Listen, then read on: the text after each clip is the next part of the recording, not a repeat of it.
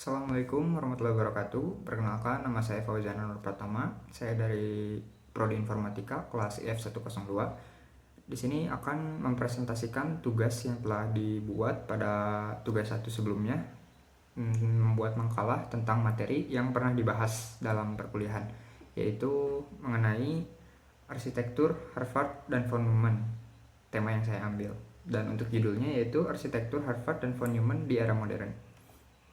Yang pertama ada pengertiannya. Arsitektur Harvard ini merupakan jenis arsitektur komputer yang dimana antara program dan memori datanya itu terpisah. Dan pemisahan ini mencakup jalur bus interaksi dan bus data yang berbeda, sehingga pengambilan instruksi dan pemrosesan datanya dapat dilakukan secara bersamaan.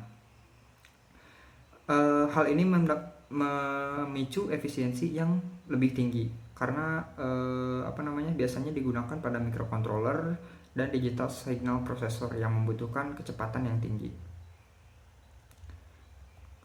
Ini merupakan ilustrasi dari Harvard Architecture.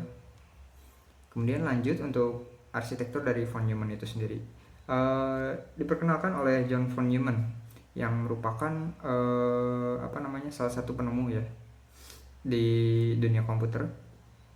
Arsitektur ini menggunakan satu ruang memori untuk melakukan program dan data. Jadi konsepnya itu mirip dengan komputer ataupun PC yang kita gunakan biasanya pada saat ini. Nah, karena menggunakan memori yang tunggal, jadi instruksi dan datanya itu melewati jalur bus yang sama. Jadi kadang bisa terjadi yang namanya bottleneck. Nah, ini merupakan ilustrasinya dari von Neumann Architecture, dan kita bahas aspek dan perbedaannya apa aja. Yang pertama ada aspek memori dari Harvard, yaitu terpisah antara program dan data, sedangkan von Neumann itu satu memori untuk keduanya. Terus dari jalur bus datanya untuk arsitektur Harvard instruksinya terpisah antar bus dan instruksi. Kalau untuk von Neumann itu menggunakan satu jalur bus untuk data dan instruksi. Kemudian untuk performanya di Harvard itu lebih cepat dan minim bottleneck karena menggunakan memori yang terpisah tadi. Pada arsitektur von Neumann lebih rawan bottleneck. Kemudian untuk penggunaan, Harvard ini lebih sering digunakan pada microcontroller maupun digital signal processor, sedangkan von Neumann itu pada PC pada umumnya. Dan penerapannya di era modern ini salah satu contohnya itu adalah kita menggunakan IoT. Karena IoT itu menggunakan secara dasarnya menggunakan Harvard arsitektur. Karena antara central processing unit dan memorinya itu terpisah ya, sehingga ketika kita ingin melakukan pemrosesan data itu akan menjadi jauh lebih efisien.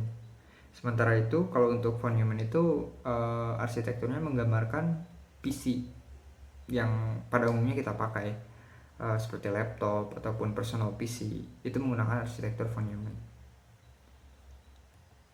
Jadi kesimpulannya Harvard dan von Neumann ini memiliki karakteristiknya masing-masing ya, dan ada juga kelebihannya masing-masing maupun kekurangannya masing-masing. Nah, Harvard ini unggul di bagian kecepatan dan paralelisasi instruksi dan bus data tadi, sehingga ideal untuk sistem yang integrated. Sedangkan arsitektur von Neumann ini memberikan fleksibilitas yang lebih besar untuk komputer-komputer pada umumnya yang biasa digunakan oleh rakyat luas gitu. Namun sekarang itu ada yang namanya arsitektur hybrid, yang dimana arsitektur itu menggabungkan antara von Neumann dan Harvard menjadi satu arsitektur, yang dimana kedua arsitektur ini tuh menjadi tetap relevan gitu di dunia modern karena secara performa dan kompatibilitas pun menjadi lebih optimal. Mungkin sekian yang dapat saya sampaikan mengenai tugas dari arsitektur dan organisasi komputer dan UTS kali ini. Saya mohon maaf apabila ada kesalahan yang saya ucapkan atau perbuatan saya. Terima kasih atas perhatiannya. Saya ucapkan terima kasih. Saya pamit undur diri dan assalamualaikum warahmatullahi wabarakatuh.